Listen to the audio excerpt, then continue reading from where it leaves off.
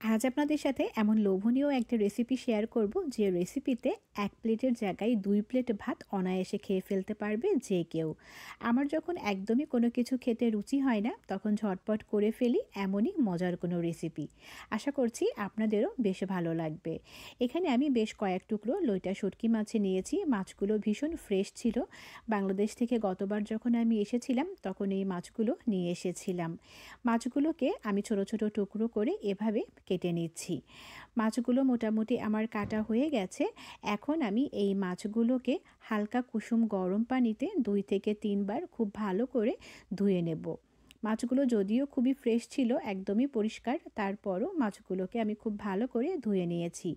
এবার আমি হালকা কুসুম গরম পানিতে মোটামুটি 10 মিনিটের মতো মাছগুলোকে ভিজিয়ে রাখবো।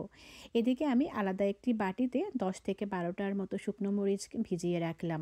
এই মরিচগুলোতে ভীষণ ঝাল, এ কারণে খুব বেশি দিলাম না। এবার আমি শিলপাটায় মোটামুটি রসুন আর আদা বেটে নেব। এখানে আমি দিয়েছি ছোট ছোট 4 টুকরো আদা আর 8 থেকে 10 কোয়া রসুন।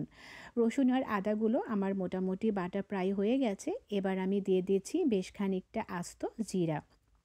জিরা দেওয়ার পর আমি অল্প পরিমাণ পানিতে জিরাগুলোকেও খুব ভালো করে বেটে নিয়েছি। এবার ভিজিয়ে রাখা শুকনো মরিচগুলোকে দিয়ে দিলাম। শুকনো মরিচগুলোকেও একই সাথে আমি খুব ভালো করে বেটে নিয়েছি। এবার মাছগুলোকে আমি এই শিলপাটার সাহায্যে খুব মিহি করে বাটবো না, জাস্ট একটু থেতলে নিয়েছি। একটু আস্ত আস্ত থাকলেই এই মাছ রান্নাটা কিন্তু বেশ মজা লাগে খেতে। সবগুলো মশলা আর মাছ একসাথে আমি একটি পাত্রে তুলে নিয়েছি। এবার আমি ফ্রাই প্যানে পরিমাণ মতো তেল দিয়ে দিচ্ছি। শুটকিতে কিন্তু তেলটা একটু বেশিই লাগে, এ কারণে তেলের পরিমাণটা একটু বাড়িয়েই দিয়েছি। এরপর আমি দিয়েছি 1 কাপ পেঁয়াজ কুচি। পেঁয়াজটা একটু ভাজা হয়ে আসলে এখানে আমি দিয়ে দিয়েছি কয়েক টুকরো দারচিনি, লবঙ্গ আর 3টে এলাচ। এবার আমি পেঁয়াজগুলোকে খুব ভালো করে বাদামি করে ভেজে নিয়েছি। ভেজে রাখা পেঁয়াজের মধ্যে এবার আমি মশলা আর মাছগুলোকে দিয়ে দিলাম।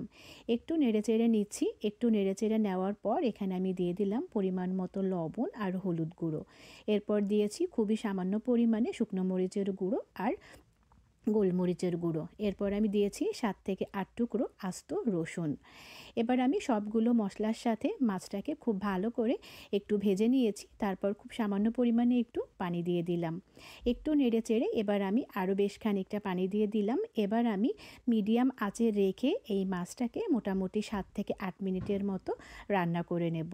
ব্যাস, তাতেই কিন্তু আমার শুটকিটা খাওয়ার জন্য একদম 100% রেডি।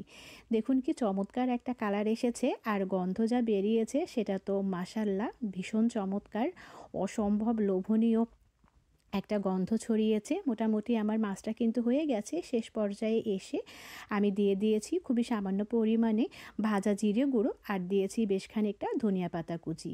ব্যাস, আমার রান্না কিন্তু রেডি।